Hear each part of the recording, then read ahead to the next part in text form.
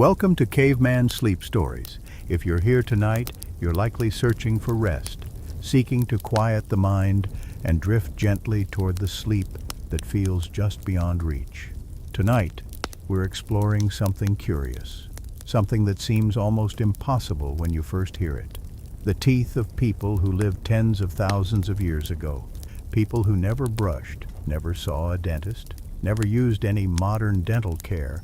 were dramatically stronger and healthier than ours. Not just slightly better, but remarkably superior, with cavity rates near zero and teeth that lasted entire lifetimes without decay or pain. It's a puzzle that challenges what we assume about dental health, especially when we consider how much effort goes into caring for modern teeth, the daily brushing and flossing, the regular dental visits. Yet cavities and gum disease remain common despite all this attention. How could ancient teeth survive decades of heavy use without ever being cleaned? What did those diets and lifestyles provide that modern life has lost? We'll discover the absence of sugars that made cavities almost impossible,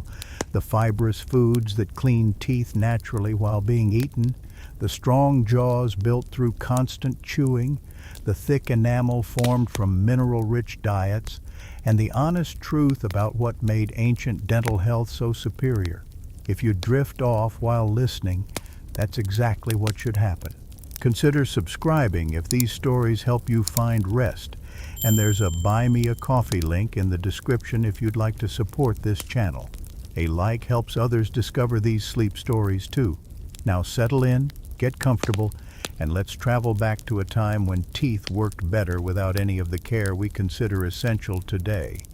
and discover what ancient people knew through their diets and lives that we've somehow forgotten. The mouth holds teeth that work without trouble, that bite and chew and tear without pain, without the throbbing ache that wakes someone in darkness, without the sharp sensitivity to cold water or sweet foods, without the slow decay that modern people accept as normal, as inevitable, as simply what happens to teeth over time. But this acceptance of dental problems as natural, as part of human existence, comes from living in a world where tooth decay affects nearly everyone, where cavities and gum disease and eventual tooth loss seem like they must be fundamental to having teeth at all, when in fact the archaeological record tells a completely different story, one written in the jaws and teeth of people who lived tens of thousands of years ago, people whose teeth remained strong and healthy throughout entire lifetimes that often reached 40, 50, even 60 years, teeth that show almost no cavities, minimal gum disease, even wear from use, but not the irregular destruction that characterizes modern dental problems. The difference between ancient teeth and modern teeth isn't subtle or minor, but rather dramatic, measurable, shocking in its magnitude when you examine the evidence carefully, and understanding why this difference exists requires looking at not one factor but many, a complex web of diet, development, lifestyle, and biology that combine to create dental health so superior to what modern people experience that it seems almost impossible, almost too good to be true, yet the evidence sits in collections worldwide,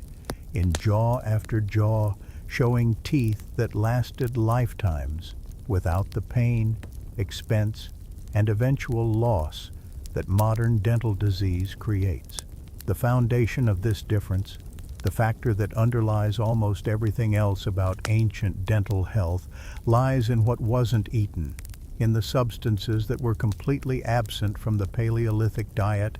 and that modern people consume daily, often multiple times per day, substances that feed the bacteria responsible for tooth decay in ways that transform the mouth into an acidic environment where enamel dissolves slowly but steadily, creating the cavities that seem so common they must be natural when they're actually entirely preventable under the right dietary conditions. The Paleolithic diet contains no processed sugars, no refined carbohydrates, no grain flours broken down into simple starches, No honey collected and eaten in quantities that could harm teeth. No concentrated sweet substances of any kind that provide the easily digestible sugars that certain bacteria in the mouth consume voraciously and convert into acids strong enough to dissolve tooth enamel, the hardest substance the human body produces, harder than bone,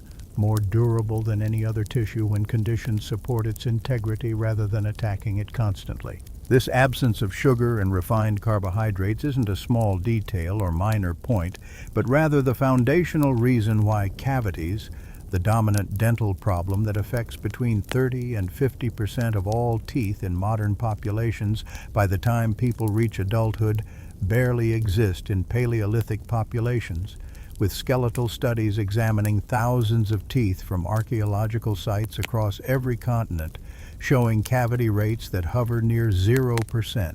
Perhaps one cavity found in every 100 or 200 teeth examined carefully by researchers, compared to modern rates where 1 in 3 teeth or even 1 in 2 teeth develops decay at some point during a person's lifetime,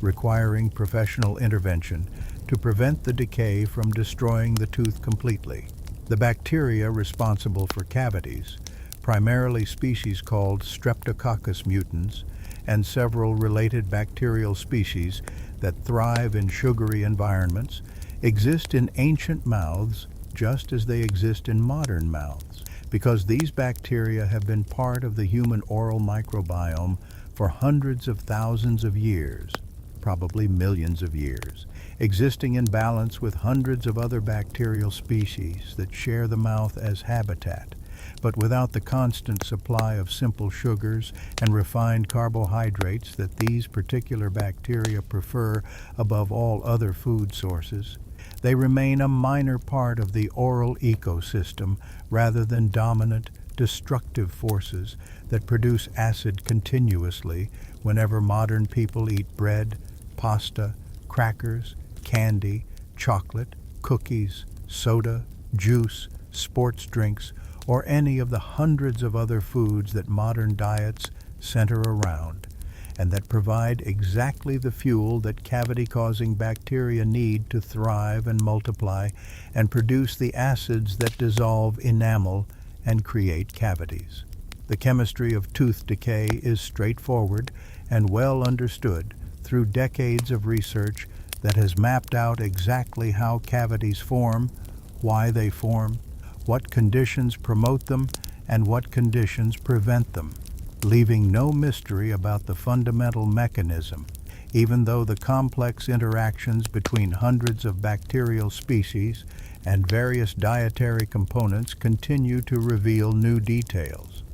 Bacteria in the mouth consume sugars and starches, metabolize them through their own cellular processes, and produce organic acids as byproducts of that metabolism. Acids that include lactic acid, acetic acid,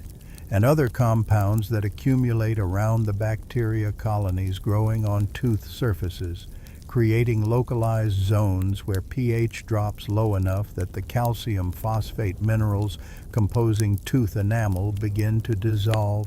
to demineralize, to break apart, and release their calcium and phosphate ions into the surrounding saliva, where they get washed away and eventually swallowed and excreted, removing them from teeth permanently unless remineralization processes can capture them and redeposit them back into enamel structure before they're lost. This demineralization process creates the microscopic changes that eventually become visible cavities, the pits and holes that dentists drill out and fill with composite resins or amalgams or other materials that cause pain when they reach the sensitive inner layers of teeth, that lead to infections when bacteria penetrate deep enough to reach the pulp chamber containing nerves and blood vessels, that result in root canal treatments or extractions when damage becomes too extensive to repair with simple fillings. But this entire process,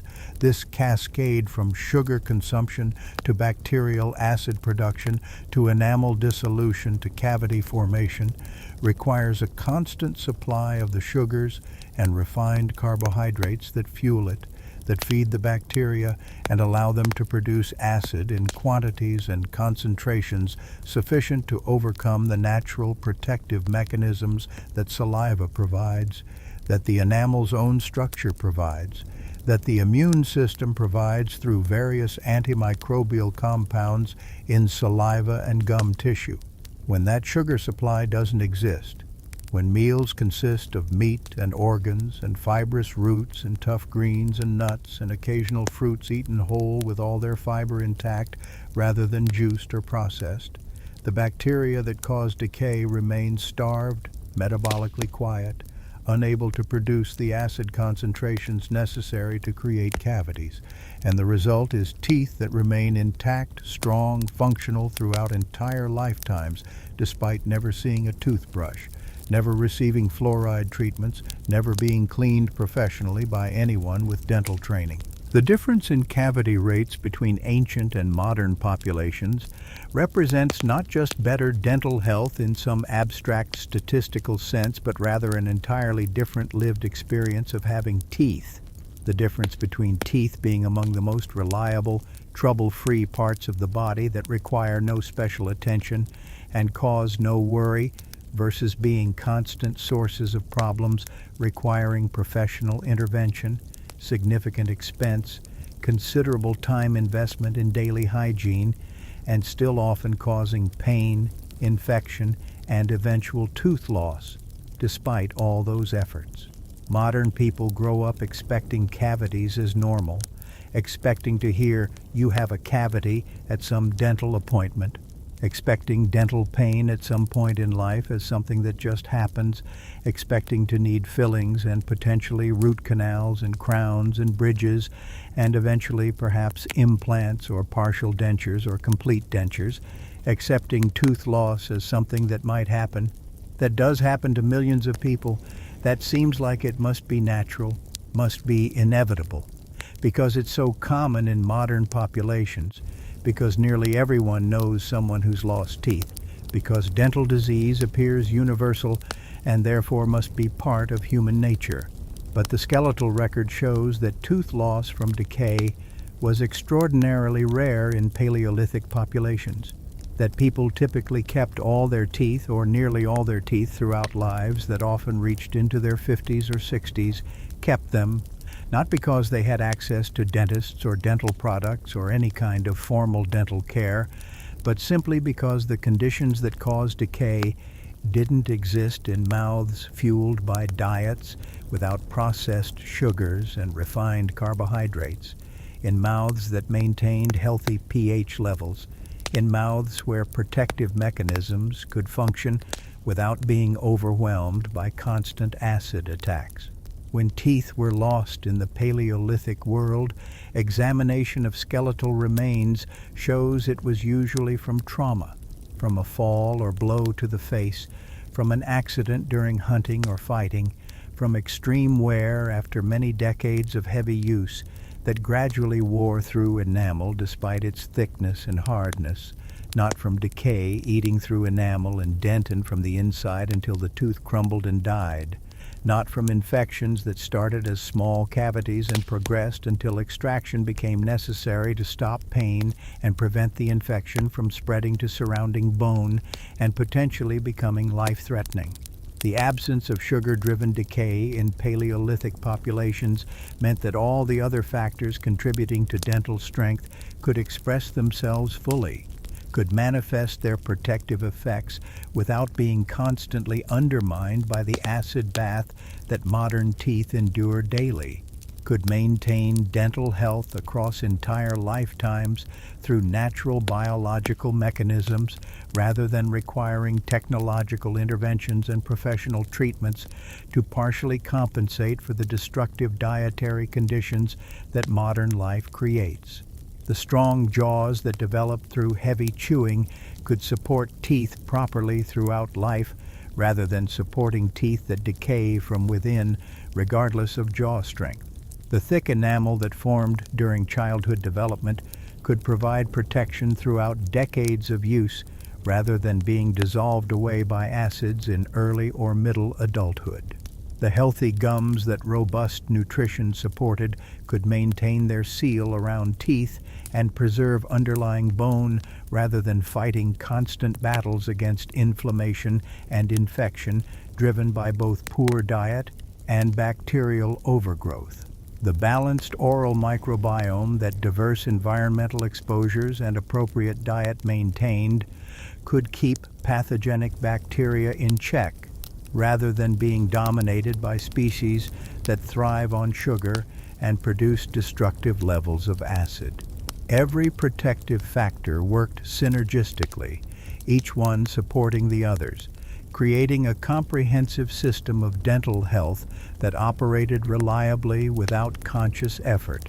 without special knowledge, without technology, simply through the natural functioning of biological systems in an environment that supported rather than undermined them. An environment created by diet and lifestyle patterns that evolved over hundreds of thousands of years of human existence and that only changed dramatically in the last few thousand years with agriculture, and especially in the last few hundred years with industrialization and food processing technologies that created entirely new categories of foods that human biology never encountered during its long evolutionary development. The foods themselves, beyond just the absence of sugars and refined carbohydrates, contribute to dental health through their physical nature,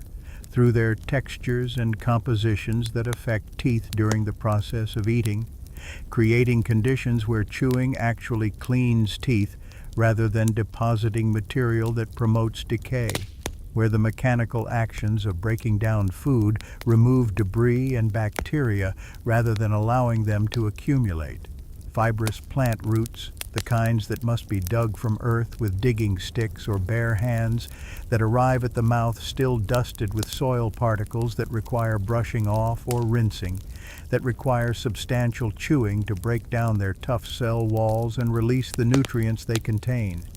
These roots do something that modern soft foods never do, something that happens automatically without any conscious intention to clean teeth, something that provides dental benefits as a side effect of simply eating. The fibers tear and pull during chewing, dragging across tooth surfaces as jaws grind them into smaller pieces. And those fibers act like natural dental floss, like biological scrubbing pads, wiping away the thin films of bacteria and food particles that begin accumulating on teeth within minutes of eating anything, preventing the buildup of the sticky plaques where bacteria concentrate themselves and produce acids in high enough concentrations to damage enamel. Each bite of fibrous root requires dozens of chewing strokes, sometimes 100 or more chewing movements to break down the material sufficiently to swallow it safely. And throughout all that chewing, the fibers constantly contact tooth surfaces, constantly scrub and wipe, constantly remove material rather than depositing it, leaving teeth cleaner after eating than before, in a way that seems paradoxical from a modern perspective, where eating always leaves teeth less clean, always requires subsequent brushing to remove what food left behind. Wild greens, the kinds that grow without human cultivation, that develop thick cell walls and tough textures as defenses against insects and herbivores, that contain higher concentrations of minerals and often have distinctly bitter or sharp flavors from the defensive compounds they produce. These greens also scrub teeth during chewing, their rough textures providing gentle abrasion that cleans without damaging enamel the way overly aggressive toothbrushing might, without wearing away enamel the way harsh abrasives in some toothpastes can over years of daily use. The difference between wild greens and modern cultivated vegetables becomes obvious when you compare them directly. when you chew wild dandelion greens or wild amaranth leaves or any of the hundreds of species that Paleolithic people gathered regularly, and compare that experience to chewing modern lettuce or spinach or other cultivated greens that plant breeders have selected specifically for tenderness, for mild flavors, for textures that require minimal chewing and that almost melt in the mouth, that provide minimal resistance to teeth and therefore minimal cleaning action. The wild versions require real chewing, sustained grinding and tearing, and throughout that chewing they scrub tooth surfaces thoroughly, removing films and particles, stimulating saliva production that provides its own cleaning and protective effects, creating conditions where the mouth ends up cleaner despite having just eaten rather than less clean, and requiring immediate brushing to prevent bacterial growth and acid production. Even meat, particularly meat from wild animals rather than domestic livestock, contributes to this natural tooth cleaning through its texture and the way it behaves during chewing, through the stringiness and toughness that comes from muscles that work hard throughout an animal's life, running and climbing and fighting, developing dense, fibrous tissue very different from the tender, marbled meat that feedlots and selective breeding produce. Wild game meat gets caught between teeth frequently, strands of muscle fiber wedging into the spaces between molars, and while this might seem problematic from a modern cleanliness perspective, what happens is that pulling that meat free, either with fingers or tongue, or by chewing other foods afterward, actually removes other debris at the same time, pulls out whatever else was lodged between teeth, creates a natural flossing action that cleans interdental spaces where modern brushing can't reach effectively, and where modern people must use dental floss or other specialized tools to maintain cleanliness. The chewing required for tough meat also stimulates enormous amounts of saliva production, far more than modern tender meats produce, and that saliva flood carries away loosened food particles, neutralizes any acids present in the mouth, bathes teeth in minerals that support the remineralization of any microscopic damage, provides antimicrobial compounds that limit bacterial growth,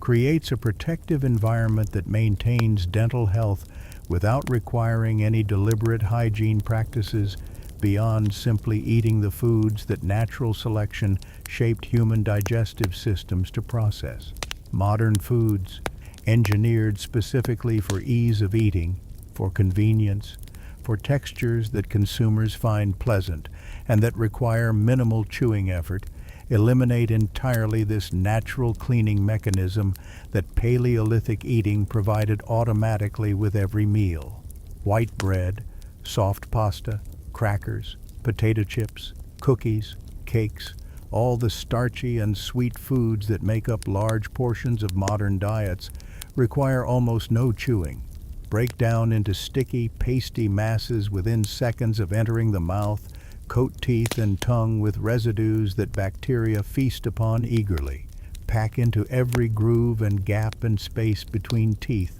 creating exactly the kind of environment where decay-causing bacteria thrive, where acids can concentrate, where enamel begins dissolving within minutes of eating and continues dissolving for 30 to 60 minutes afterward as bacteria continue metabolizing the deposited sugars and starches. Even foods considered healthy in modern contexts, foods like smoothies or mashed potatoes or yogurt or oatmeal, lack the texture that provides natural cleaning, sliding past teeth without any scrubbing or wiping action, sometimes leaving behind sugars even when they're unsweetened versions,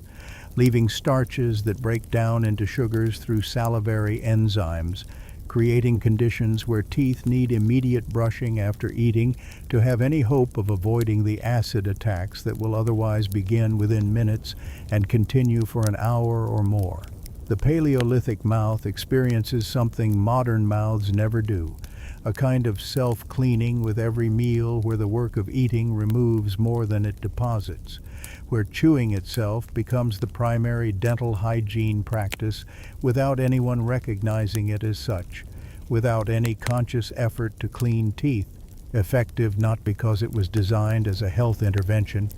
but because the foods available in the Paleolithic world simply required chewing patterns and physical interactions with teeth that happened to clean them as a natural consequence of the mechanical processes involved in breaking down tough, fibrous, stringy materials into particles small enough to swallow safely. This constant mechanical cleaning happening 3 times per day at minimum, sometimes 4 or 5 times, when food availability allows multiple meals, continues throughout entire lifetimes from childhood through old age, preventing the gradual buildup of plaque and calculus that occurs so readily in modern mouths despite daily brushing and flossing, preventing the bacterial colonies from establishing themselves in locations where they produce enough acid to damage enamel, maintaining tooth surfaces in conditions clean enough that decay can't gain the foothold it needs to progress from microscopic surface changes that saliva can repair into actual cavities that require professional treatment. The cumulative effect over years and decades becomes dramatic. The difference between teeth that stay clean naturally versus teeth that accumulate deposits constantly, between mouths where bacterial populations stay balanced versus mouths where pathogenic species dominate, between oral environments that support health versus oral environments that promote disease. Modern dental care attempts to recreate some of this cleaning through twice daily brushing, through flossing, through professional cleanings every 6 months, through various rinses and additional cleaning tools, but even with perfect compliance, even with excellent brushing technique and diligent flossing, modern oral hygiene can only partially compensate for the fact that modern foods deposit material rather than removing it, that modern eating patterns create conditions favoring bacterial overgrowth and acid production rather than creating conditions that limit both. The Paleolithic mouth stayed cleaner through eating than modern mouths stay through eating, plus extensive hygiene practices, demonstrating how profoundly diet and food texture affect dental health independently of any deliberate cleaning efforts. How the right foods create conditions where cleaning happens automatically as part of normal eating, while the wrong foods create conditions where even intensive cleaning efforts struggle to maintain health. The jaws that hold these naturally clean, cavity-resistant teeth develop along different trajectories in Paleolithic populations compared to modern populations, growing stronger and denser and more robust through the constant mechanical loading that heavy chewing provides from early childhood onward, creating foundations for teeth that differ fundamentally in strength and stability from the weaker jaw structures that modern diets produce. The daily work of eating in the Paleolithic world involves chewing efforts that modern people rarely experience even in a full week of eating,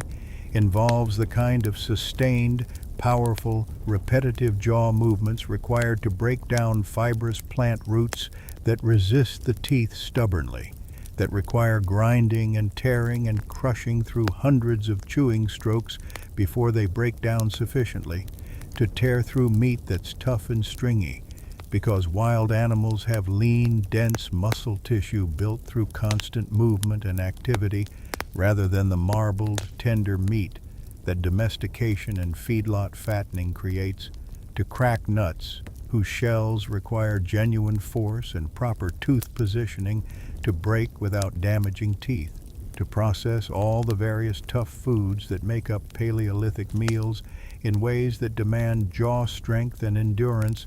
that modern soft foods never require. This constant mechanical loading, this daily workout of jaw muscles and bones that begins as soon as children start eating solid foods and continues throughout life, develops the jaw bones and the muscles that move them in ways that transform the entire structural architecture of the face and mouth, creating visible differences between Paleolithic and modern skulls that anthropologists can identify easily. Differences measured precisely through various techniques that document bone density, cortical thickness, muscle attachment point size, overall jaw dimensions, and numerous other characteristics that indicate mechanical loading during development. Measurements of Paleolithic skulls, performed on specimens from numerous sites spanning tens of thousands of years and representing populations from every inhabited continent, show jaw bones that are 40 to 50% denser than modern human jaws when measured using techniques that assess bone mineral density and cortical bone thickness, show thicker cortical bone forming the outer shells of jaw bones, show more prominent muscle attachment points, where the powerful chewing muscles connected to bone show stronger overall architectural features that indicate these jaws experienced far greater mechanical forces during their development and use than modern jaws experience. This greater density provides multiple benefits for dental health beyond just the strength to resist fractures or damage, providing a more stable and supportive foundation for the teeth themselves, a foundation that helps distribute chewing forces evenly across all teeth rather than concentrating stress on particular teeth in ways that can cause damage, a foundation that maintains proper alignment of teeth throughout life rather than allowing the gradual drift and crowding that often develops in modern mouths as weaker bone structures fail to maintain the positions that teeth erupted into, a foundation that ensures good blood flow to teeth and surrounding tissues through abundant blood vessels passing through healthy, dense bone, rather than through bone that thins and loses vascularity with age. The muscles involved in chewing, primarily the masseter muscles that run from the cheekbones down to the angles of the lower jaw, the temporalis muscles that cover the temples and insert on the coronoid process of the mandible, and the pterygoid muscles that work internally to move the jaw side to side and forward and back. All these muscles become substantially larger and stronger through the daily heavy use that Paleolithic eating requires, not in the way that a few weeks of exercise might strengthen a muscle temporarily, but through the cumulative effect of years and decades of consistent use from childhood through adulthood and into old age, creating muscle development that shows visibly in skull features even thousands of years after death, creating muscle strength that supports jaw structure and maintains proper alignment of teeth throughout life, that prevents the forward drift and crowding that orthodontists spend so much effort correcting in modern children whose jaws never developed properly because they never experienced the mechanical loading that proper development requires. Modern jaws, by contrast, develop with far less mechanical loading because modern food is so much softer, so much more processed, so much easier to chew that it requires perhaps 1/4 or even 1/5 of the chewing time and force that Paleolithic foods demanded for equivalent nutritional value. And this reduced loading during the critical developmental years of childhood and adolescence, the years when bones are growing most rapidly and responding most sensitively to mechanical forces, means that jaw bones grow smaller overall, grow less dense with more porous internal structure and thinner cortical shells, grow with less robust architecture that provides weaker foundations for teeth, and that becomes more vulnerable to the gradual resorption and weakening that often occurs with age. The connection between chewing forces during development and adult jaw strength isn't speculative or theoretical, but rather well documented in multiple lines of evidence, including archaeological comparisons between populations with different diets, studies of populations transitioning from traditional to modern diets and experiencing rapid changes in jaw development within 1 or 2 generations, experimental studies in animals showing how varying chewing loads during growth affects jaw development, and clinical observations of modern children whose jaw development differs depending on their dietary habits during crucial developmental windows. Strong jaws don't just provide better support for teeth in the sense of mechanical stability, but also maintain better blood flow to teeth and surrounding tissues through more abundant blood vessels passing through denser, healthier bone, distribute chewing forces more evenly across all teeth so that no single tooth bears excessive load that might cause cracks or damage over time. Maintain proper spacing between teeth that allows them to stay clean and healthy rather than crowding together in ways that create narrow gaps where food packs in and bacteria concentrate and decay begins in locations that are difficult or impossible to clean even with modern dental floss and other specialized tools. The Paleolithic jaw, built through thousands of hours of sustained chewing from early childhood through old age, represents a foundation for dental health that goes beyond the teeth themselves, creating the skeletal and muscular architecture that supports, protects, and maintains teeth in ways that weak modern jaws simply cannot match, regardless of how well those modern teeth might be cared for through hygiene and professional treatment, contributing substantially to the dramatic difference in tooth retention rates and overall dental health that the archaeological record documents so clearly and consistently. When teeth sit in strong, dense jawbones surrounded by powerful muscles that maintain proper alignment and distribute forces appropriately, when those teeth receive good blood flow through abundant vessels in healthy bone, when the entire structural system works as an integrated whole rather than as a collection of parts with some elements strong and others weak, dental health becomes far more resilient, far more capable of lasting entire lifetimes without the failures and problems that modern dental care attempts to prevent or correct, but often struggles to avoid despite all available technologies and techniques. The weakness of modern jaws represents not a genetic change, but rather a developmental failure, a failure of the environmental conditions during growth to provide the mechanical stimulation that proper development requires, a failure that could theoretically be reversed if modern diets included more foods requiring heavy chewing during childhood, if children were encouraged or required to chew tough foods that strengthen developing jaws, rather than being given exclusively soft foods that require minimal effort, if the importance of jaw development for lifelong dental health were recognized and addressed through dietary changes, rather than ignored until orthodontic problems develop and require expensive, prolonged treatment that addresses symptoms without correcting the underlying developmental deficit that created those symptoms. The teeth themselves, beyond just benefiting from strong jaw foundations and natural cleaning through fibrous foods, grow with different structural characteristics in Paleolithic populations, developing enamel layers that measurements show are substantially thicker than modern enamel, providing greater protection against wear, damage, and the acid erosion that causes decay, protection that contributes significantly to the superior dental health that archaeological evidence documents so consistently. Enamel thickness on the chewing surfaces of molar teeth in Paleolithic populations, measured carefully on well-preserved specimens from multiple sites using various measurement techniques,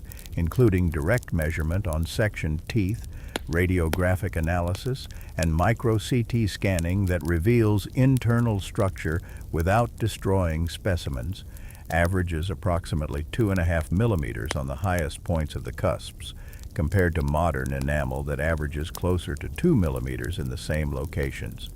a difference of approximately 0.5 millimeter that represents 20 to 25% greater thickness. And while 0.5 millimeter might sound like a trivial difference when described in absolute terms, it represents a substantial increase in the protective layer that shields the sensitive inner tooth structures from damage, decay, and wear, extending the functional lifespan of teeth by years or decades when combined with all the other protective factors that Paleolithic conditions provided. This thicker enamel doesn't develop through any single factor working alone, but rather through the interaction of multiple influences during the critical period of tooth formation in childhood, influences that include the abundant availability of the minerals that compose enamel structure, primarily calcium and phosphorus. The presence of the vitamins that direct those minerals to developing teeth and activate the proteins responsible for building enamel, the hormonal signals that come from overall health and nutritional status, and the expression of genes that code for enamel thickness and hardness, genes that can only express their full potential when the environmental conditions during development provide everything needed for optimal tooth formation. The minerals needed for enamel formation, primarily calcium and phosphorus that combine to form the hydroxyapatite crystals giving enamel its hardness and strength, arrive in Paleolithic diets through sources that provide these minerals in abundances. Modern diets struggle to match despite the availability of dairy products and calcium-fortified foods. Calcium comes from bone marrow extracted from the bones of hunted animals, from the soft ends of long bones that can be chewed and consumed directly,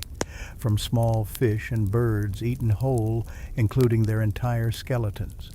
from certain leafy greens that concentrate calcium, though in lower amounts per serving than animal sources provide, from various other sources that together ensure calcium intake meets or exceeds the amounts that modern dietary guidelines recommend for optimal bone and tooth health. The Paleolithic diet doesn't rely on dairy products for calcium because milk from domestic animals isn't available in hunter-gatherer societies, yet calcium intake remains high or higher than modern populations achieve through dairy consumption because the diet includes calcium-rich parts of animals that modern butchering practices discard as waste because wild plant portions consumed in single meals often exceed modern serving sizes since gathered plant foods provide essential nutrients but have relatively low calorie density, requiring consumption of large volumes to meet energy needs.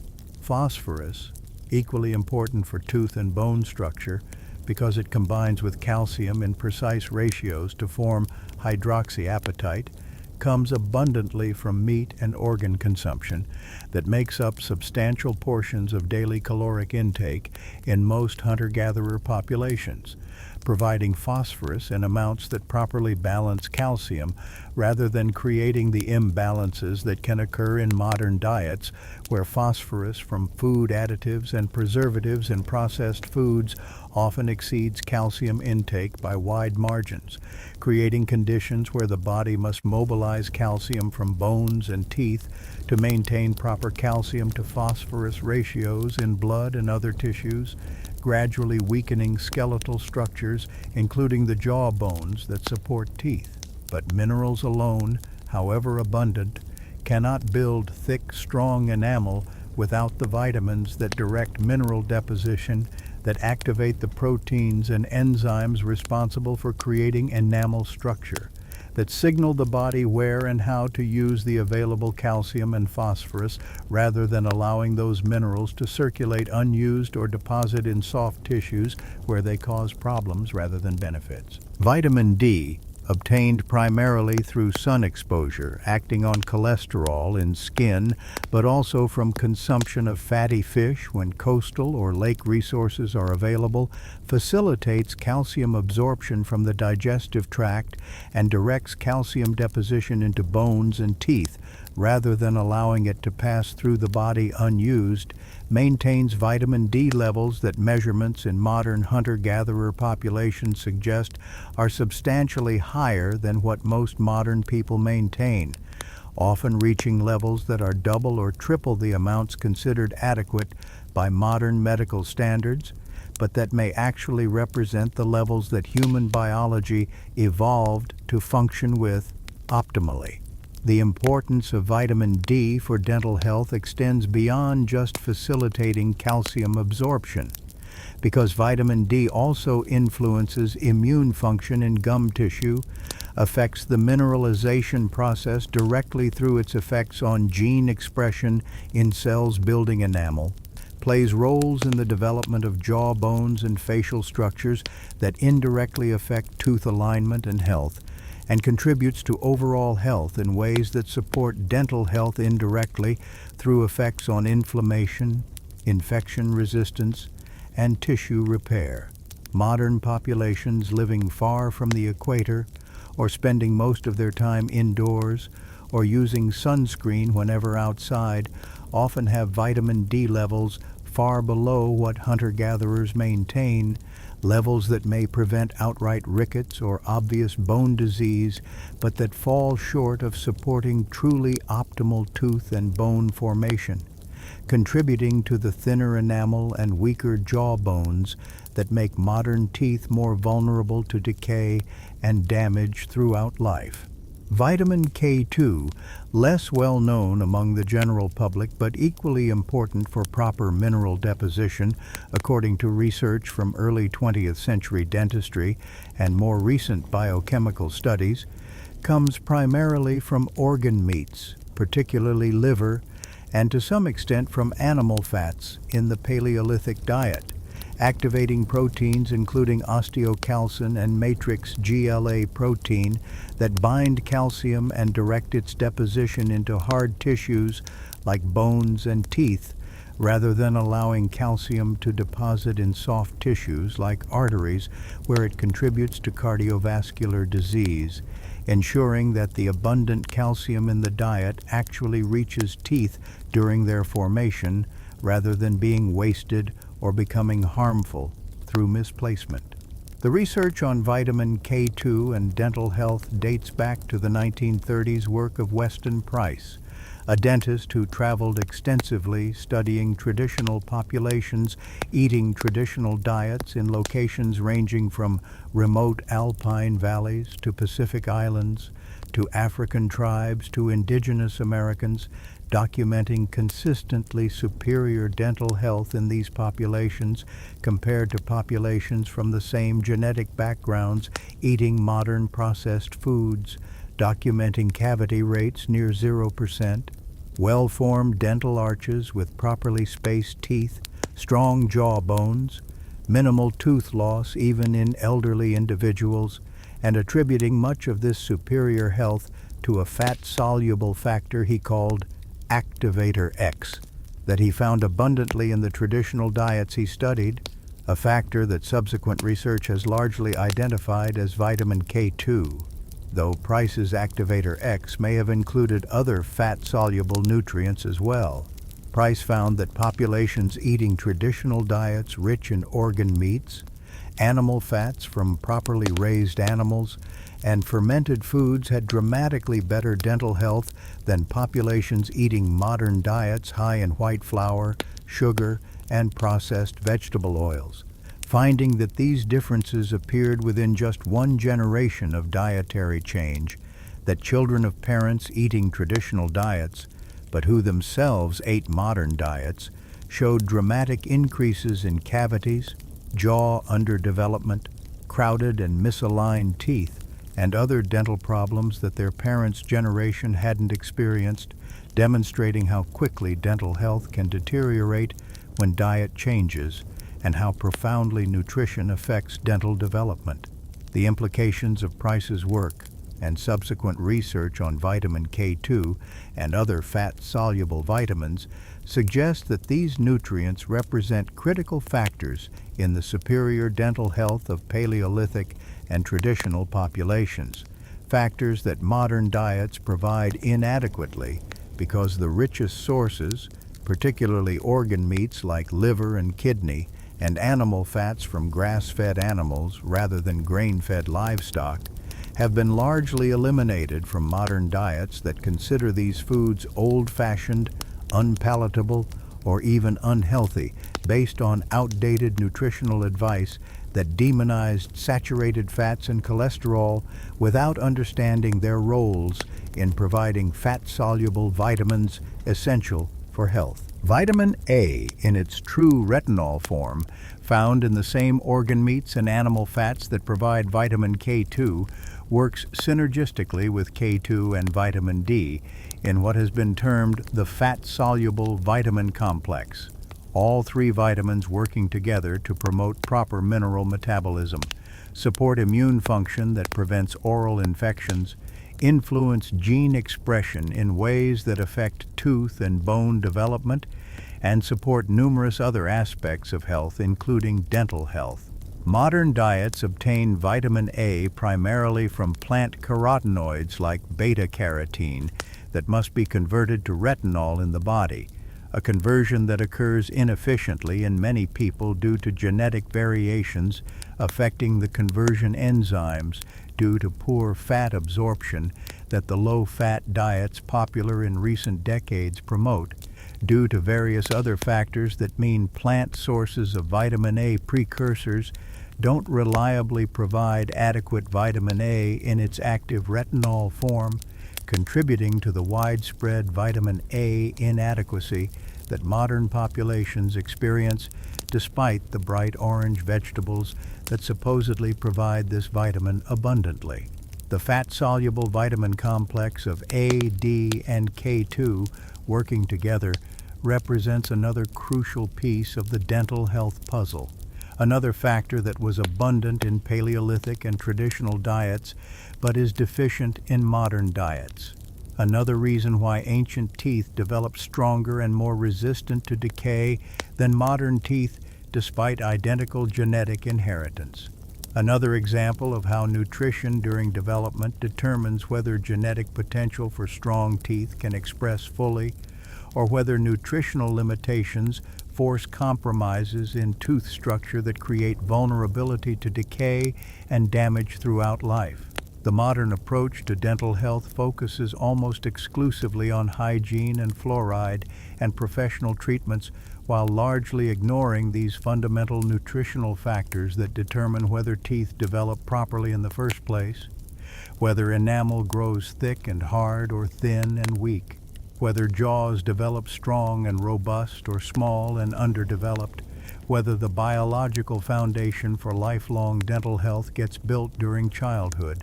or whether children start life with developmental deficits that make dental problems likely or even inevitable, regardless of how well they brush and floss and visit dentists. The Paleolithic diet provided all these crucial nutrients abundantly, without anyone understanding their biochemical roles or even knowing they existed as distinct compounds,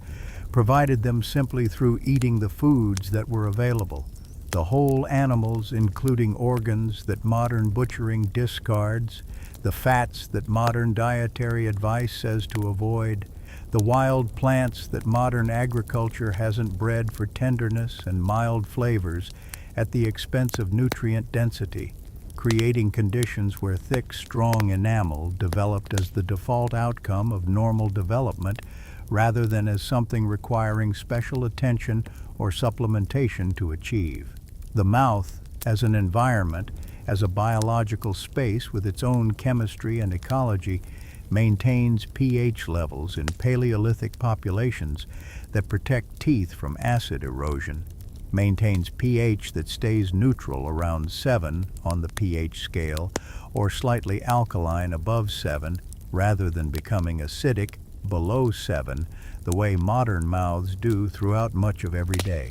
And this difference in oral pH represents another crucial factor explaining why ancient teeth resisted decay so successfully, while modern teeth develop cavities so readily despite all the brushing and flossing and professional care that modern dental health depends upon. The pH scale measures acidity and alkalinity, with 7 being neutral, numbers below 7 indicating acidic conditions, and numbers above 7 indicating alkaline conditions, and tooth enamel, despite being the hardest substance in the human body, begins to dissolve when exposed to pH levels below approximately 5.5, a critical threshold where the acidic conditions become strong enough to break apart the hydroxyapatite crystals composing enamel structure, releasing calcium and phosphate ions into the surrounding saliva, where they wash away unless remineralization processes can recapture them and redeposit them back into enamel before they're lost permanently. Healthy Paleolithic mouths rarely, if ever, crossed below this critical pH threshold of 5.5 because the foods being eaten didn't ferment into strong acids, because the bacteria present in balanced oral microbiomes didn't produce acids in concentrations high enough to drop pH that low, because the overall dietary context created alkaline conditions that actively protected teeth rather than creating acidic conditions that attacked them.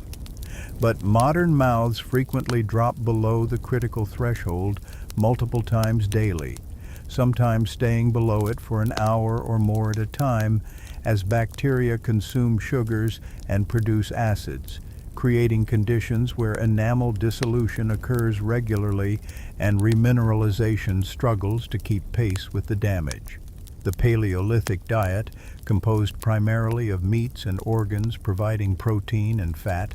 of fibrous roots and tough greens providing carbohydrates in complex forms that resist rapid breakdown, of nuts providing additional fats and some proteins, with only small amounts of fruits and honey providing simple sugars, and then only seasonally and in limited quantities, creates an oral environment that stays neutral to slightly alkaline, because these foods don't ferment into acids the way sugars and refined starches do, because the proteins and fats that make up large portions of food intake actually help buffer any acids that do form rather than producing additional acid, because the minerals in whole foods support saliva production and composition in ways that maintain protective pH levels through saliva's natural buffering capacity. When mouth pH stays at 7 or above, when conditions remain neutral or alkaline, enamel doesn't just avoid dissolution,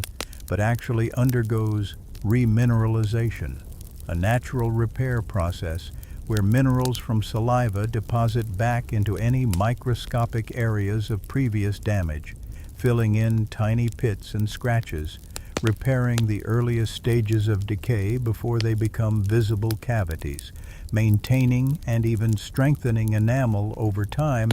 rather than seeing it gradually worn away by repeated acid attacks that occur faster than repair processes can compensate. This remineralization capacity exists in modern mouths as well,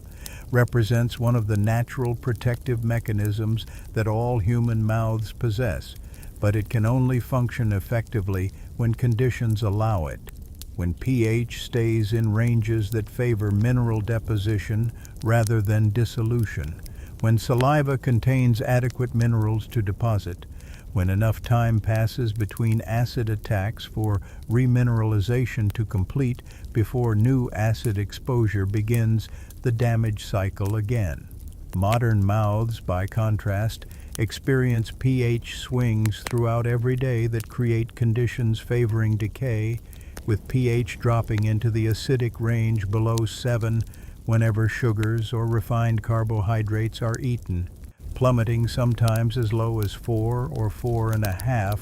when particularly sugary foods or drinks are consumed, staying low for 30 minutes to an hour after each exposure as bacteria continue metabolizing deposited sugars and producing acids even after the food is swallowed and gone from the mouth, then potentially dropping again with the next snack or beverage, creating patterns where some modern mouths spend more time below the critical pH threshold than above it, where enamel experiences acid attack and dissolution far more often than it experiences the neutral or alkaline conditions needed for remineralization and repair, where the balance between damage and repair shifts decisively toward damage, regardless of how much fluoride is applied or how perfectly someone brushes and flosses. Even foods that don't taste particularly sweet create acidic conditions if they contain refined carbohydrates that break down quickly into simple sugars, meaning that plain bread and crackers and pasta and white rice all contribute to acid production despite not being sweet. that drinking soda or fruit juice or sports drinks or even naturally sweet fruit juices bathes teeth in both direct acid from the beverages themselves and in sugars that bacteria quickly convert to additional acid, creating double exposure that makes these drinks particularly damaging to dental health and largely responsible for the epidemic of early childhood cavities that has emerged as more young children consume large quantities of juice and sugary drinks from bottles and sippy cups throughout the day and even overnight. The frequency of eating matters as much or more than what gets eaten for determining oral pH patterns and dental health outcomes, because each exposure to sugars or carbohydrates triggers a new acid attack lasting 30 to 60 minutes, meaning that constant snacking throughout the day, a pattern that modern eating habits increasingly follow and that some nutritional advice even encourages for blood sugar management or metabolism optimization, creates conditions where mouth pH barely recovers between eating episodes, where the alkaline conditions needed for remineralization never develop, where teeth exist in a near constant state of acid attack that prevents natural repair mechanisms from functioning and promotes steady, progressive decay despite any hygiene efforts. Paleolithic eating patterns, by contrast, involve distinct meals separated by several hours without food intake, patterns driven partly by the practical reality that gathering and hunting require time and effort.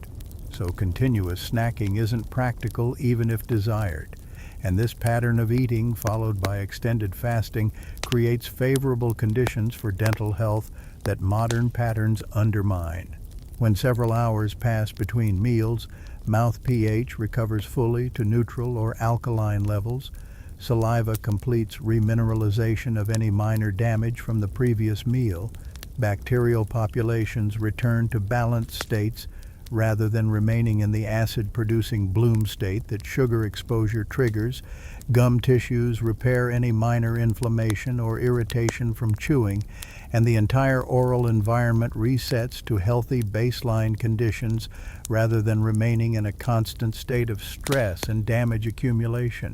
The timing of eating, the temporal rhythm of meals and fasting periods contributes to dental health in ways that extend beyond just what gets eaten, with the Paleolithic pattern of 2 or 3 distinct meals daily followed by hours of fasting, creating far more favorable conditions for dental health than modern patterns of frequent eating and snacking throughout waking hours. Patterns that some people follow with eating episodes every 2 or 3 hours from morning through evening, never allowing their mouths the extended rest periods that natural repair processes require to function effectively. The alkaline nature of Paleolithic diets reflects partly the vegetables and roots that provide potassium and magnesium and other minerals that the body metabolizes into alkaline compounds, partly the absence of the acid-promoting processed foods and refined sugars that modern diets center around,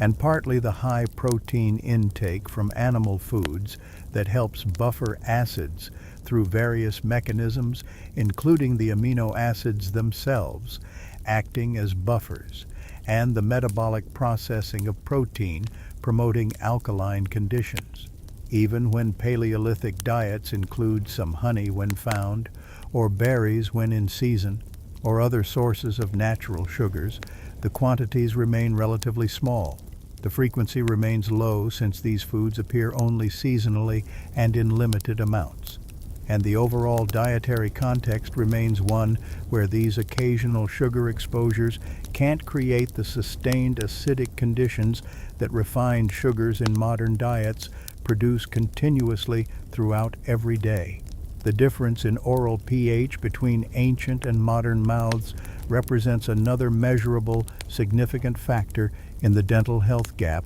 separating these populations. Another piece of the complex multifactorial picture explaining why teeth that never saw toothbrushes or fluoride treatments remained healthier than teeth receiving professional cleaning twice yearly and daily brushing and flossing and all the other interventions that modern dental care provides. Why the lifestyle and dietary factors creating protective oral environments matter more for dental health than the hygiene practices that modern people depend upon to partially compensate for the destructive conditions that modern diets create in mouths throughout every day. Modern dentistry recognizes the importance of pH for dental health, recommends limiting acidic beverages and frequency of sugar exposure, sometimes provides prescription-strength fluoride or other remineralizing treatments to help teeth repair acid damage, but these interventions work against the constant acid attacks that diet creates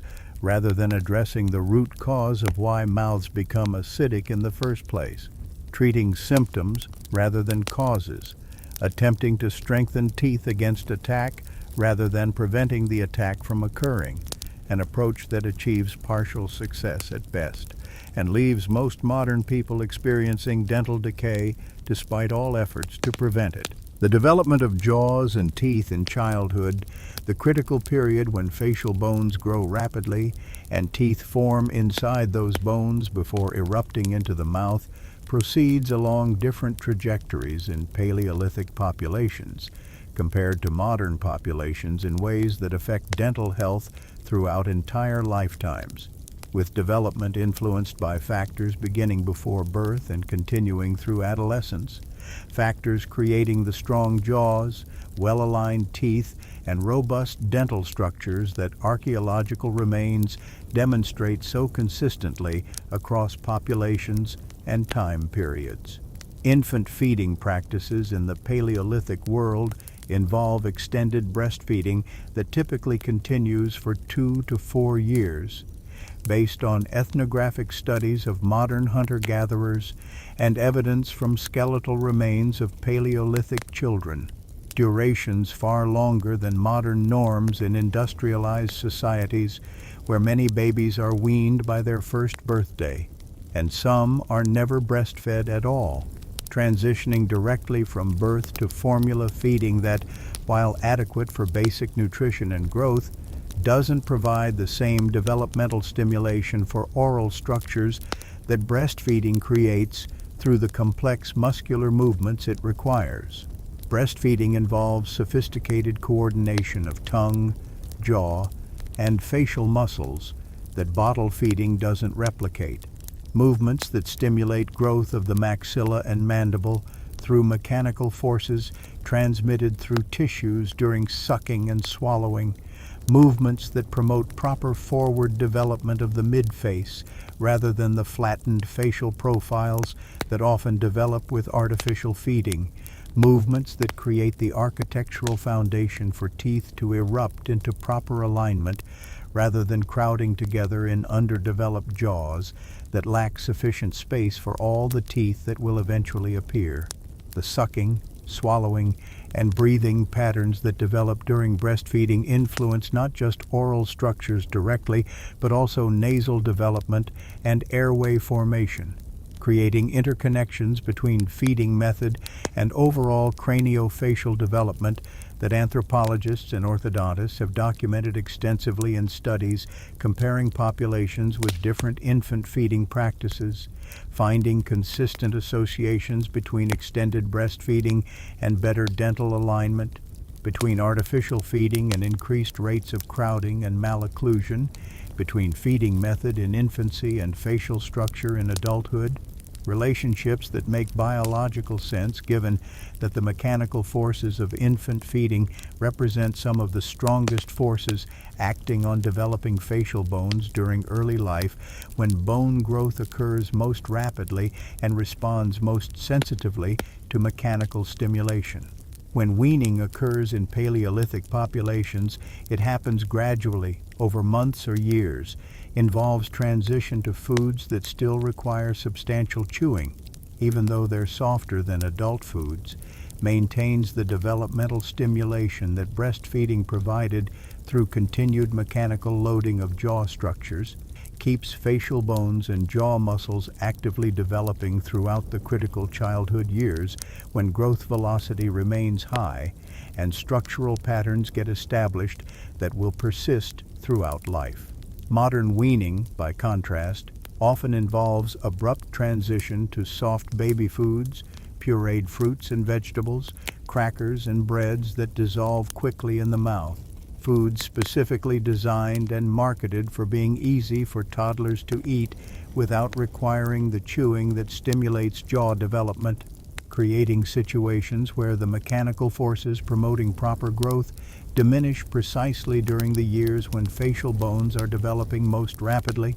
and when adequate stimulation matters most for achieving optimal development. The consequences of different infant feeding practices and early childhood diets appear clearly in skeletal remains and in modern populations, showing patterns where extended breastfeeding and early transition to tough foods correlate with broader dental arches, more forward facial growth, better tooth alignment, lower rates of crowding and malocclusion, stronger jaw bones, better airway development,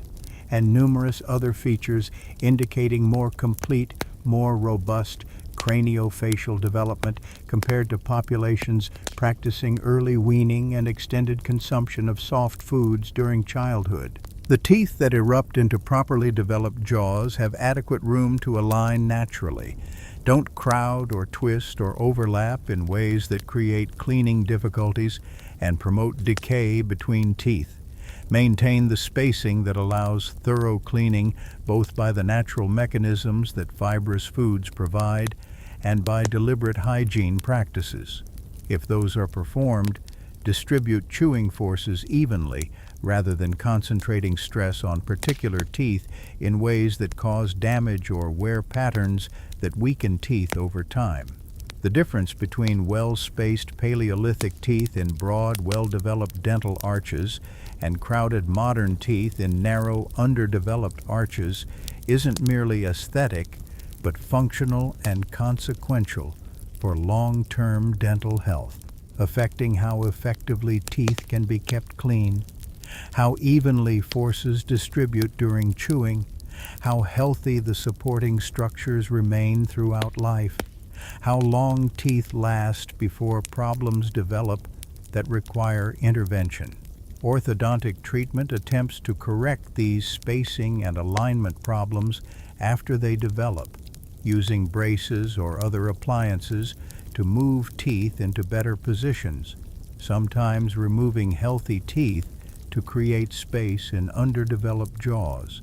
But these treatments address symptoms of developmental problems rather than preventing those developmental problems from occurring in the first place through proper nutrition and feeding practices during infancy and early childhood when facial growth is most active and most responsive to environmental influences. The gums, the soft tissue surrounding teeth and covering the underlying bone of the jaw, remain healthy throughout life in Paleolithic populations with far greater consistency than in modern populations, showing minimal signs in skeletal remains of the periodontal disease that affects more than half of adults over 30 in modern industrialized societies. Disease characterized by chronic inflammation and infection of gum tissue, progressive destruction of the bone-supporting teeth,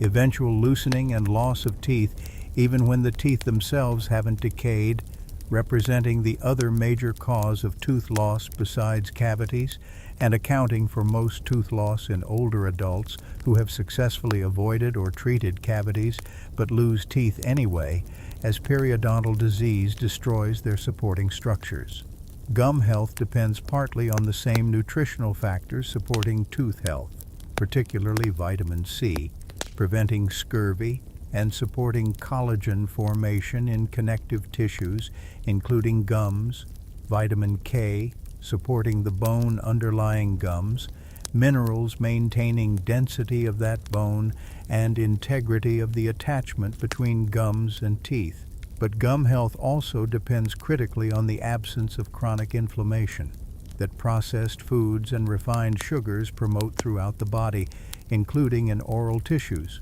on the absence of pathogenic bacterial overgrowth that causes direct infection and destruction of gum tissue, on the mechanical stimulation that tough foods provide to gums during chewing, which promotes blood flow and tissue health, and on various other factors that traditional lifestyles supported, but modern lifestyles often undermine. The Paleolithic diet provides vitamin C abundantly from various wild plants, from organ meats, particularly liver and kidney, that contain significant vitamin C, from other sources that maintain this vitamin at levels preventing any hint of scurvy while also supporting optimal collagen synthesis, keeping gum tissue healthy and resilient and resistant to infection, maintaining the tight seal between gums and teeth that prevents bacteria from accessing the deeper tissues and bone where periodontal disease develops and causes its damage. Modern diets, while rarely so deficient in vitamin C that they cause obvious clinical scurvy with bleeding gums and loose teeth, often provide marginal levels that support basic tissue maintenance without promoting truly optimal gum health, levels that may prove insufficient when combined with the inflammatory burden that processed foods, refined sugars, and industrial seed oils create throughout the body, including in oral tissues, insufficient for maintaining gum health when bacterial challenges increase due to frequent sugar exposure feeding pathogenic species,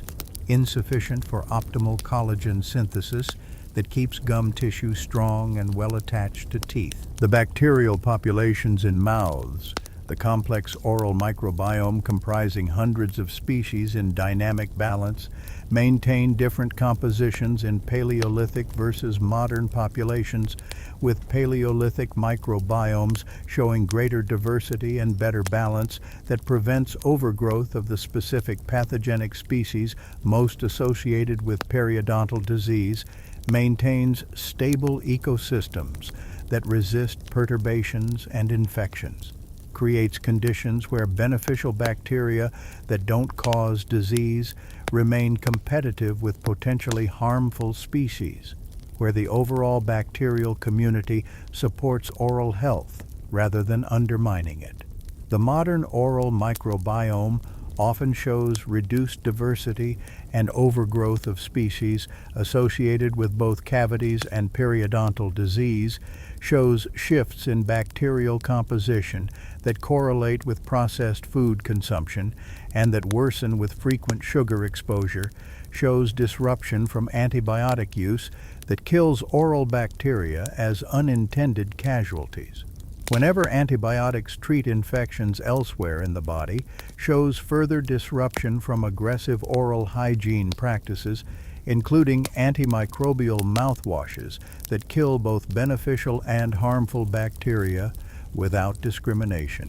temporarily reducing bacterial counts, but ultimately disrupting the natural balance that prevents disease more effectively than trying to eliminate bacteria entirely could ever achieve. The Paleolithic oral microbiome receives constant exposure to environmental bacteria from food gathered from the ground, from water obtained from natural sources, from hands that touch food after touching soil and plants and animals and other environmental surfaces. Exposure that maintains microbial diversity through constant introduction of new species that can colonize oral surfaces if they find suitable niches, that keeps any single species from dominating through sheer competitive pressure from the diversity of species, all competing for similar resources. Modern oral microbiomes experience far less environmental bacterial exposure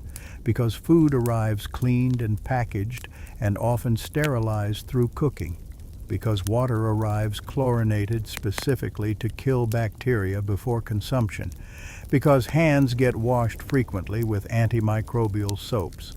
because the overall environment is sanitized to reduce microbial exposure in ways that improve infectious disease control, but that also reduce the beneficial microbial exposures that maintained diverse, balanced, healthy microbiomes throughout human evolutionary history. When gums stay healthy, properly attached to teeth, free from chronic inflammation and infection, they support teeth effectively throughout life, maintain the seal that prevents bacterial invasion of deeper tissues, preserve the underlying bone that holds teeth firmly in sockets rather than allowing bone loss and tooth loosening, prevent the premature tooth loss that periodontal disease causes, despite teeth themselves remaining structurally sound, contribute to the high tooth retention rates that skeletal evidence shows for Paleolithic populations, despite the complete absence of professional dental care or modern hygiene practices or any formal understanding of periodontal disease and its prevention. Modern approaches to preventing periodontal disease focus heavily on hygiene, on removing bacterial plaque through brushing and flossing and professional cleanings, on using antimicrobial rinses to reduce bacterial counts, on treating established disease through deep cleanings and sometimes antibiotics and surgical procedures. But these approaches treat symptoms and manage disease, rather than addressing the dietary and lifestyle factors that create susceptibility to periodontal disease in the first place, that promote chronic inflammation throughout the body, including in gums, that disrupt oral microbiomes and reduce their diversity, that fail to provide the nutrients needed for optimal gum health and strong supporting bone. The Paleolithic example demonstrates that gum disease isn't inevitable, that teeth can maintain healthy attachment throughout long lifetimes, that the bone-supporting teeth can remain dense and strong into old age. But achieving this requires addressing the fundamental nutritional and lifestyle factors, rather than relying solely on hygiene and professional intervention to compensate for diets and lifestyles that undermine oral health systematically. The wear patterns on Paleolithic teeth, the gradual erosion of enamel that occurs through decades of chewing tough foods, differ fundamentally from the decay patterns seen in modern teeth, showing even gradual wearing of chewing surfaces that maintains tooth function throughout life rather than irregular destruction creating cavities and eventually requiring extraction or extensive restoration to preserve teeth. Natural wear from use removes enamel slowly and evenly across chewing surfaces, gradually flattening the peaks of cusps while maintaining overall tooth structure and function, proceeding slowly enough that it rarely wears completely through enamel during normal lifespans, even when diets include abrasive materials, adapting to surface enamel loss through increased dentin deposition inside teeth that maintains structural strength and reduces sensitivity even as surface enamel thins with age and use. This natural wear pattern causes teeth to become flatter over time, changes their shape gradually over decades, but doesn't cause them to fail or become painful or sensitive, doesn't create the need for intervention beyond simply continuing to function differently as their shapes change through normal use, represents a kind of aging that maintains function even as appearance changes, very different from the pathological destruction that decay creates. The wear occurs primarily from tooth-to-tooth contact during chewing, from the grinding and shearing forces as upper and lower teeth move against each other, breaking down tough foods, and secondarily from abrasive materials in foods themselves, particularly when foods contain grit from being gathered from the ground, or when plant materials contain silica crystals, or when small amounts of stone dust from grinding tools mix into processed plant foods.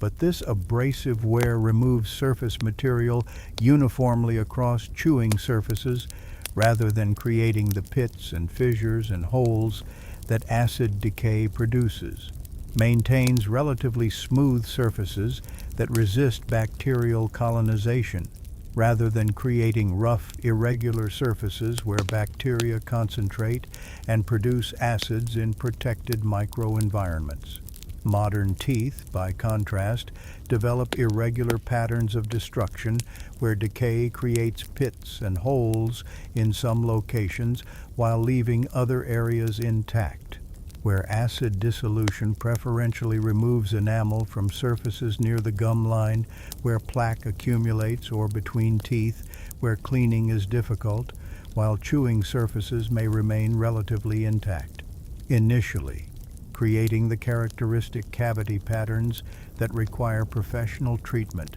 because they damage tooth structure in ways that compromise strength and function, that expose sensitive inner tooth tissues causing pain,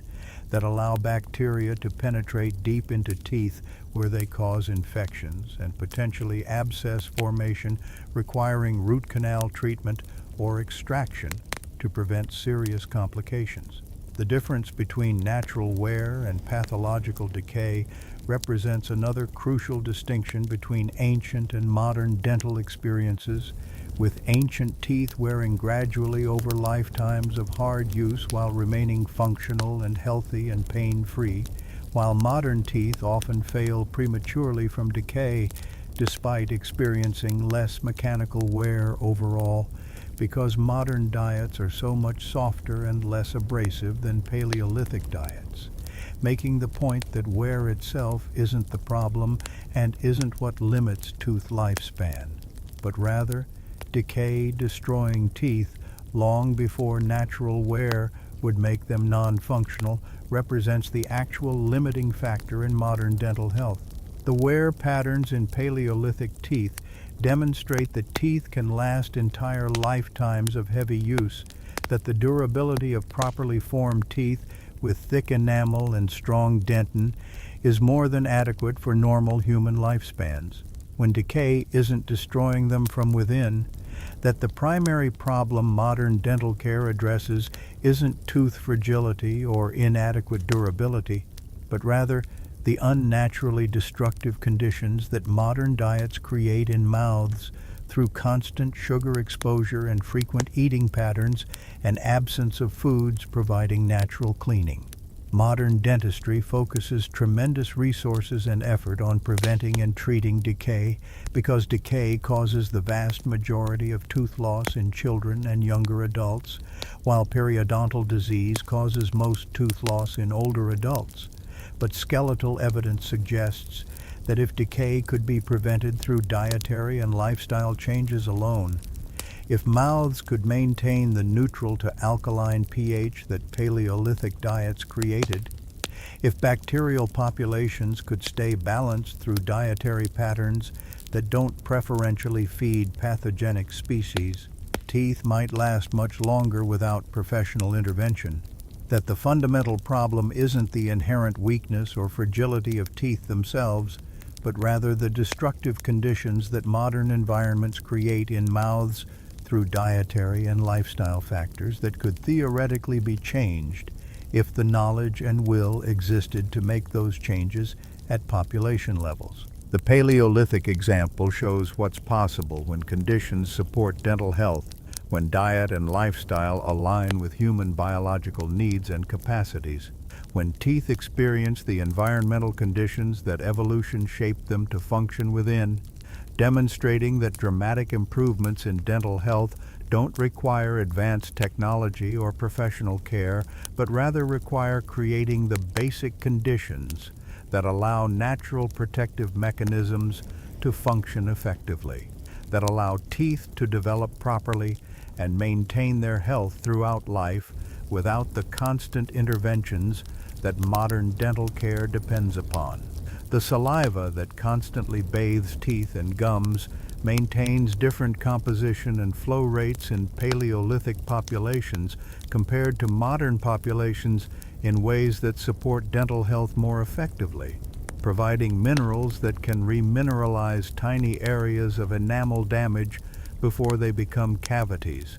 buffering acids that form in the mouth from any cause, washing away food particles and bacteria before they can establish the colonies where decay begins, maintaining pH levels that protect rather than damage teeth through saliva's natural buffering capacity and mineral content. Saliva production responds dynamically to chewing stimulation, flowing more abundantly when tough foods require sustained heavy chewing, and the Paleolithic diet's constant demands for substantial chewing maintain high saliva flow throughout meals and for periods afterward, keeping mouths well hydrated, well mineralized with calcium and phosphate from saliva itself, well protected against the occasional acid exposures that occur even in mouths not experiencing constant sugar consumption.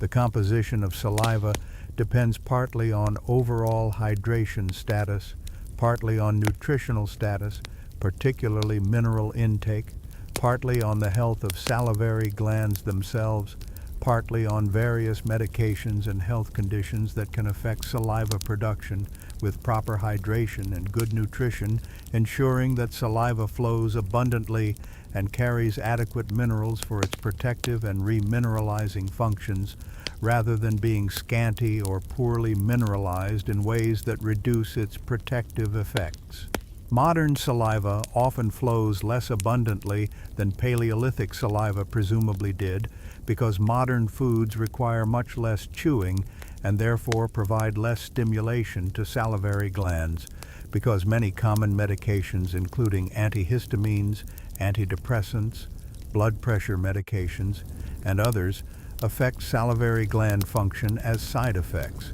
because autoimmune disorders like Sjögren's syndrome that affect salivary glands appear more common in modern populations than evidence suggests they were in ancient populations, because chronic low-level dehydration that many modern people experience reduces all body fluid production, including saliva, creating conditions where saliva provides less protection than it optimally could,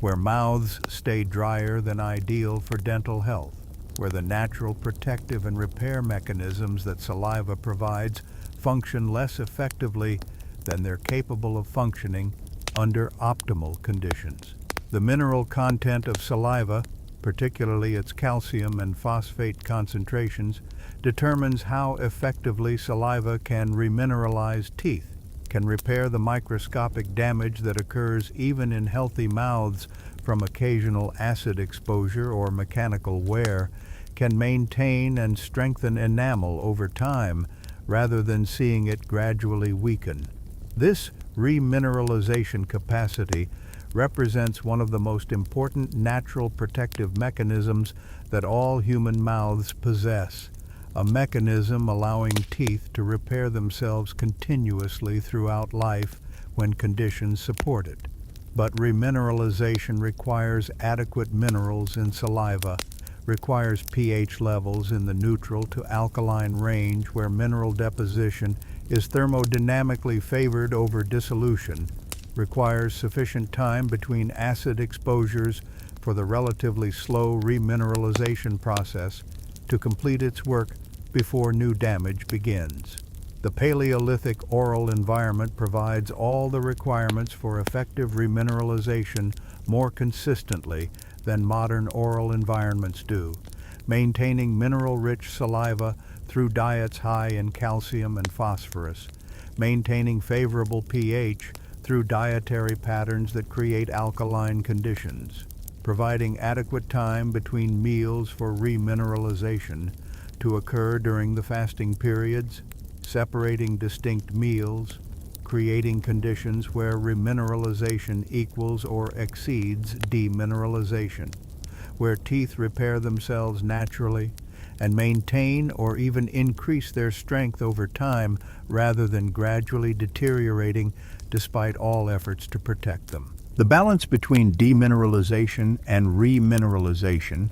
the ratio between damage from acid exposure and repair through mineral deposition from saliva, determines whether teeth develop cavities or remain healthy over time, whether enamel strengthens or weakens with age, whether dental health improves or deteriorates through the decades of adult life, and this balance tilts strongly toward health and remineralization in Paleolithic populations. while tilting toward damage and demineralization in modern populations, despite all the fluoride and hygiene and professional care that attempts to shift the balance back toward health. Modern attempts to enhance remineralization through fluoride addition to water and toothpaste,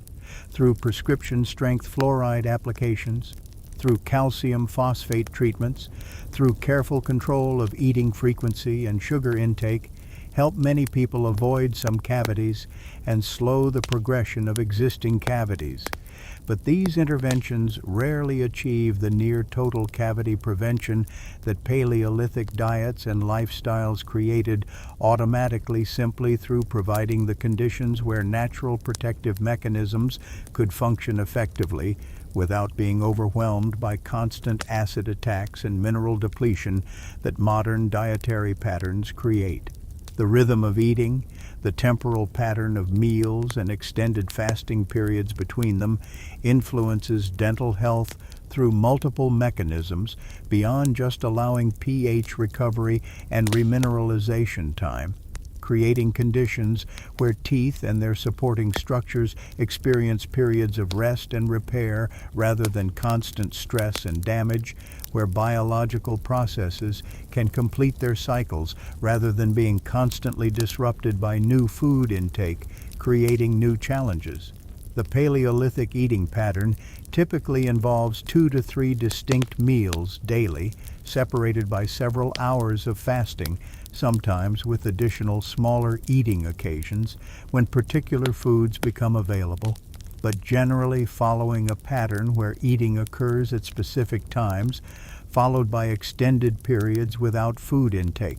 a pattern driven partly by the practical reality that food gathering and preparation require time and effort,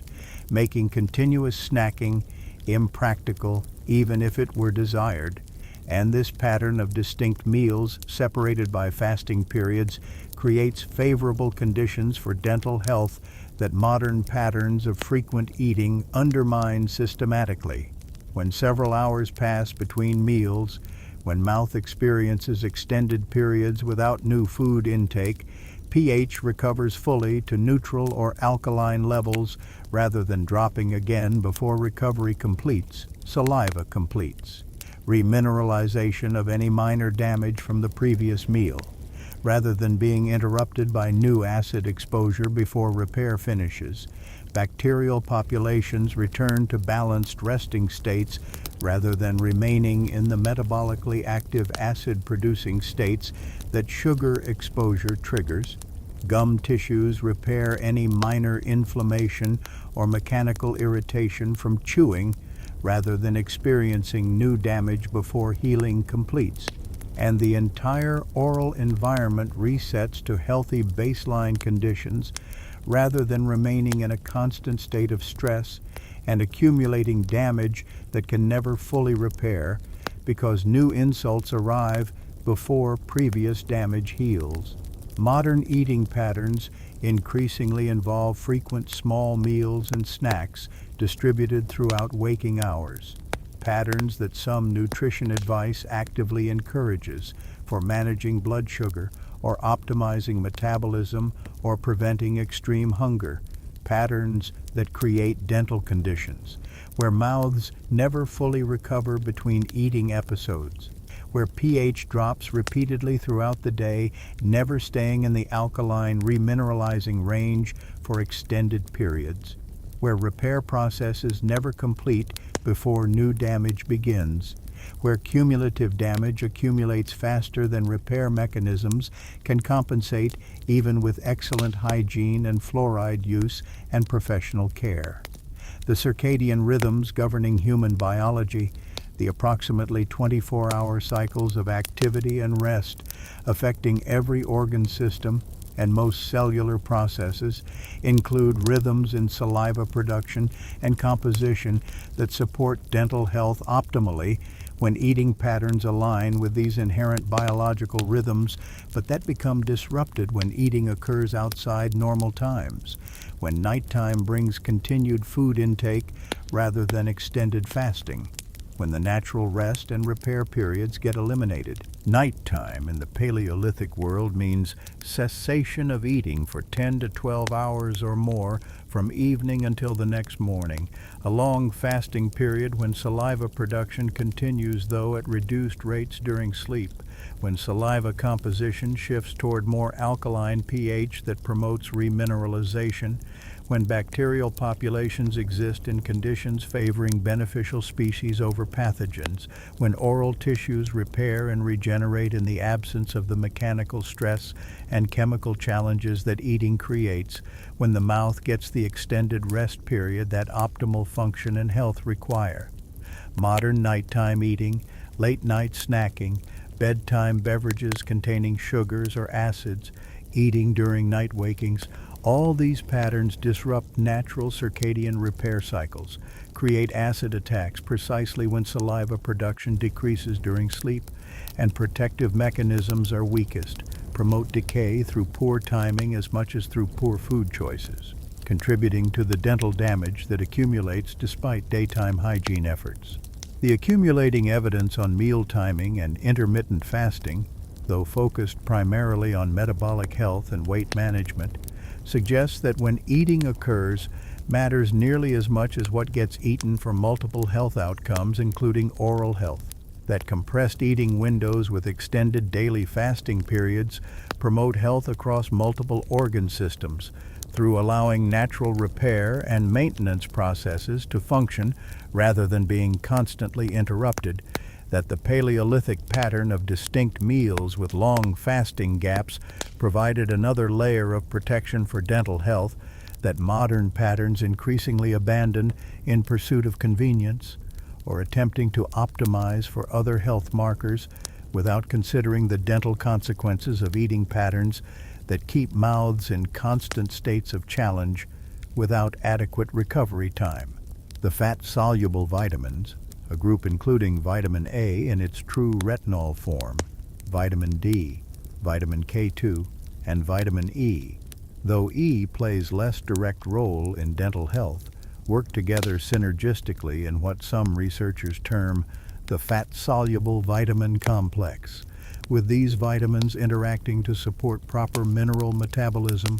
bone and tooth formation, immune function, and numerous other processes crucial for health, including dental health. Vitamin K2 deserves particular attention for dental health because it activates several proteins, including osteocalcin, that bind calcium and direct its deposition into hard tissues like bones and teeth, rather than allowing calcium to deposit in soft tissues like arteries, where calcium accumulation contributes to cardiovascular disease, ensuring that dietary calcium actually reaches teeth during their development, rather than being wasted through excretion or causing harm through misplacement, playing roles in tooth formation and maintenance that research from the early 20th century first identified, but that mainstream nutrition largely ignored until recent decades when the biochemistry of vitamin K2 became better understood and its health importance better recognized. Vitamin K2 comes primarily from organ meats in the Paleolithic diet, particularly liver, which concentrates this vitamin from animal fats, especially from grass-fed or wild animals, whose tissues contain much higher K2 levels than grain-fed domestic animals, from fermented foods in some traditional diets. Though fermentation isn't common in Paleolithic food preparation, providing K2 in amounts that traditional populations consumed regularly, but that modern populations largely miss because organ meats have been eliminated from most modern diets, and because animals raised in confinement on grain-based feeds produce meat and fat with much lower K2 content than pastured or wild animals. The importance of vitamin K2 for dental health comes partly from the research of Weston Price mentioned earlier, the dentist who spent the 1930s traveling the world studying traditional populations, eating traditional diets, and documenting their superior dental health compared to populations from identical genetic backgrounds eating modern processed foods, work that identified what Price called activator X as a crucial factor in dental health, a fat-soluble compound found abundantly in organ meats, grass-fed butter, fish eggs, and certain other traditional foods. A compound that subsequent research has largely identified as vitamin K2, though Price's activator X may have included other beneficial compounds as well. Price found that populations consuming diets rich in this factor had cavity rates near zero,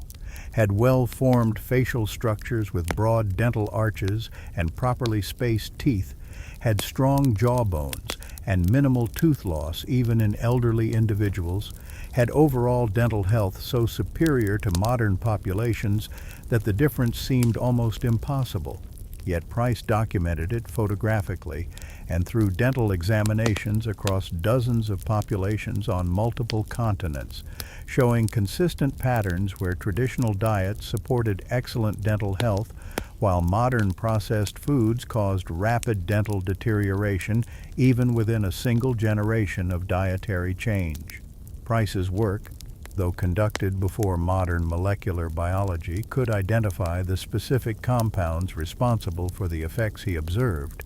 demonstrated clearly that dietary factors beyond just avoiding sugar and maintaining hygiene profoundly affect dental health, that certain nutrients in traditional foods support tooth formation and maintenance in ways that modern diets lacking those nutrients cannot match. Vitamin A in its true retinol form, found in the same organ meats and animal fats that provide vitamin K2, works synergistically with K2 and vitamin D to support proper mineral metabolism,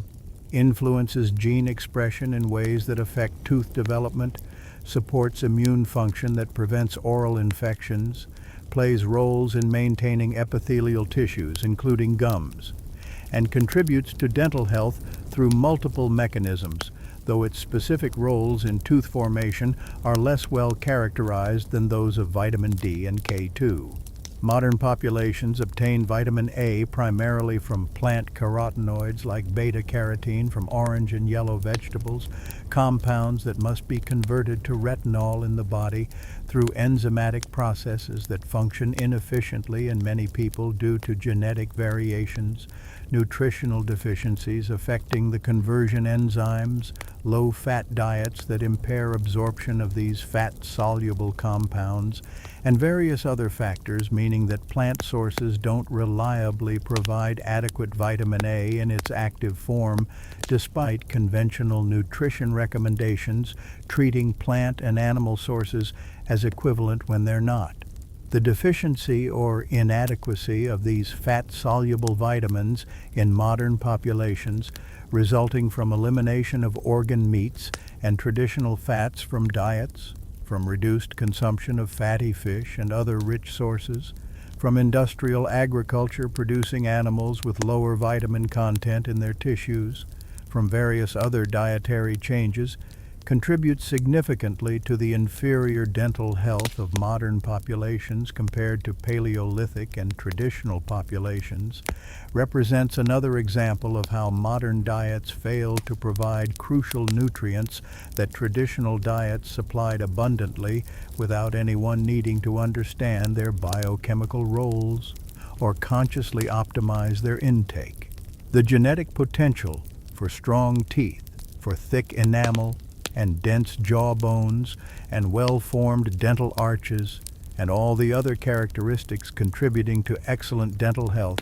exists in modern populations, just as it existed in Paleolithic populations, because genetic change through evolution occurs far too slowly for any meaningful changes to have occurred in the mere 10,000 years since agriculture began, or the few hundred years since industrialization transformed diets and lifestyles completely. The differences in dental health between ancient and modern populations aren't genetic, but rather epigenetic and environmental, reflecting differences in how genes express themselves under different nutritional and developmental conditions, rather than differences in the genes themselves, reflecting differences in whether the developmental environment provides everything needed for genetic potential to manifest fully, or whether nutritional and environmental limitations force developmental compromises that create vulnerabilities to dental disease. This distinction between genetic potential and gene expression becomes crucial for understanding dental health and for understanding what improvements might be possible, because if the differences were truly genetic, then improvements would require changing genes themselves through selective breeding over many generations or through genetic engineering technologies. But since the differences reflect gene expression and environmental influences, improvements should be achievable within single generations through providing the nutritional and developmental conditions that allow existing genetic potential to express fully. The concept of epigenetics, referring to changes in gene expression that don't involve changes to underlying DNA sequences, helps explain how populations can transition rapidly from excellent to poor dental health when diets change, as Weston Price documented repeatedly in his travels, finding populations whose older members eating traditional diets showed excellent dental health, while younger members eating modern foods showed dramatic deterioration with high cavity rates, crowded and misaligned teeth, weak jaw bones, and all the dental problems that modern populations experience. Changes occurring within 1 or 2 generations far too rapidly for genetic change, but consistent with changes in gene expression responding to altered nutritional environment. The epigenetic mechanisms involved aren't fully understood, but likely include DNA methylation patterns affecting gene transcription, histone modifications affecting how tightly DNA is packaged and therefore how accessible genes are for expression, microRNA and other regulatory molecules affecting translation of genes into proteins, and various other molecular mechanisms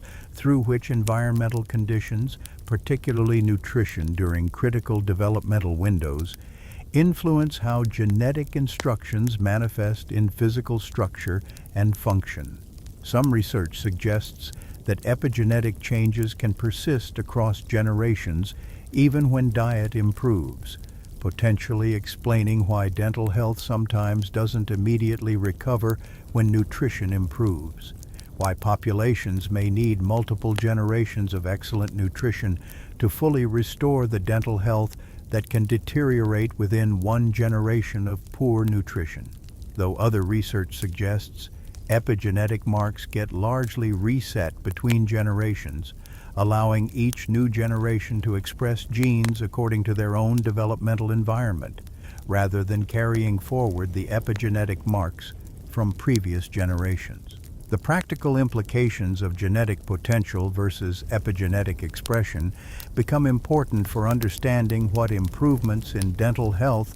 might be achievable and how quickly those improvements might occur, suggesting that substantial improvements should be possible through nutritional changes, increasing intake of crucial vitamins and minerals, through dietary patterns that reduce sugar and refined carbohydrate consumption, through eating timing that includes extended fasting periods, through attention to factors like vitamin D status and vitamin K2 intake that most modern people and even most modern nutritional advice completely ignores. The evidence that populations can deteriorate from excellent to poor dental health within 1 generation of dietary change suggests that improvements might also occur relatively quickly when nutrition improves, though the full recovery of developmental changes, particularly jaw structure and dental arch width, would likely require optimal nutrition during the critical developmental windows of pregnancy, infancy, and early childhood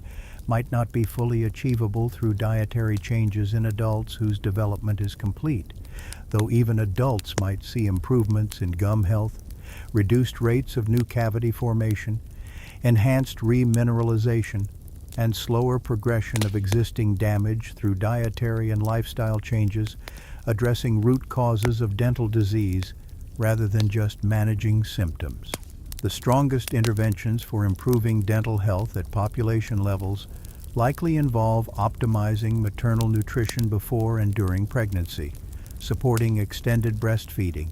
ensuring early childhood diets include foods requiring substantial chewing to promote proper jaw development, maintaining throughout life the dietary patterns and nutritional status that support teeth and their supporting structures. But even adults with already developed structures might see meaningful improvements in dental health through dietary changes that create more favorable oral environments, even though structural development can't change after growth completes. The teeth serving Paleolithic people throughout their lifetimes without pain,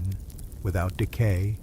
without the progressive deterioration that modern people accept as inevitable aging, demonstrate what human teeth are inherently capable of when conditions support their health, show that genetic potential for strong, lasting teeth remains present in modern populations, waiting for the developmental and nutritional conditions that allow that potential to manifest, suggest that dental disease that seems so inevitable and universal in modern life actually represents a mismatch between human biology shaped over hundreds of thousands of years of evolution and modern environments created within the last few hundred or few thousand years without time for evolutionary adaptation. The evidence accumulated across thousands of archaeological sites, examined by researchers over more than a century, documents this superior ancient dental health so consistently that it can't be dismissed as anomaly or statistical artifact or measurement error. Documents it clearly and convincingly through direct examination of teeth that survived thousands or tens of thousands of years in the ground, that can be measured and analyzed and compared to modern teeth using objective scientific methods that tell an unambiguous story of superior dental health in populations lacking everything modern dentistry provides, yet maintaining healthier teeth throughout longer functional lifespans than modern populations achieve despite all available technologies and professional care. The story written in ancient jaws tells of teeth that worked reliably decade after decade, that lasted as long as the people themselves lived, that rarely hurt or caused problems or required attention, teeth so strong and healthy and reliable that their owners probably never thought about dental health at all, took it entirely for granted the way modern people take for granted that their hearts will beat or their lungs will breathe, experiencing teeth as simply reliable body parts that worked without problems, rather than as potential sources of pain and expense and eventual loss, requiring constant vigilance and professional management to preserve as long as possible before inevitable failure. The dramatic difference between ancient and modern dental experiences raises profound questions about what progress truly means, whether modern conveniences and processed foods that require professional interventions to partially compensate for the health problems they create represent genuine advancement, or represent steps backward from earlier conditions that supported better health without requiring technological interventions, whether dental health and perhaps health generally might improve not through ever more sophisticated interventions, but through simpler lives and diets more aligned with human biological needs shaped over vast stretches of evolutionary time. These questions extend beyond dental health to health generally, challenge fundamental assumptions about modern diet and lifestyle, and whether their benefits outweigh their costs, suggest that understanding what ancient populations did right helps identify what modern populations might change to recover some portion of the health that industrialization and processed foods have systematically undermined. The answers aren't simple, because modern life provides real benefits that few would want to surrender completely. But the dental evidence suggests that substantial improvements in health might be achievable through changes that are realistic and practical, through dietary modifications that are challenging but not impossible, through lifestyle adjustments that swim against modern cultural currents, but that individuals and families could choose to implement if they understood the stakes and valued the potential health benefits sufficiently. The mouth that held strong teeth through a Paleolithic lifetime remained quiet through nights, caused no waking with throbbing pain, required no special attention or care beyond simply eating the foods that were available, simply continued working reliably day after day, year after year, decade after decade, without the problems that modern mouths generate, despite all the brushing and flossing and professional care and technological interventions that modern dentistry provides. This reliability, this freedom from dental disease that ancient populations experienced and that skeletal remains document so clearly, represents what teeth are designed for, what they can do when conditions support their function, what remains theoretically possible even now for people willing to understand and address the underlying factors determining whether teeth stay healthy or deteriorate, whether dental health supports overall well-being and quality of life or undermines them through chronic disease and pain and the systemic inflammation that dental infections create and distribute throughout the body, affecting overall health in ways that modern medicine increasingly recognizes as significant. The ancient teeth speak across tens of thousands of years, show what humans lost as diets changed and lifestyles transformed, but also show what might be recovered, what still exists as latent potential in every child born with genetic instructions for strong teeth, waiting for proper nutrition and developmental conditions to express those instructions fully, creating another generation that might experience dental health approaching what bones from the Paleolithic demonstrate was once normal, once universal, once simply how human teeth worked before sugar and refined flour and soft processed foods changed everything in ways that most people accept without question, but that archaeological record reveals were neither inevitable nor necessarily irreversible, with sufficient understanding and commitment to change.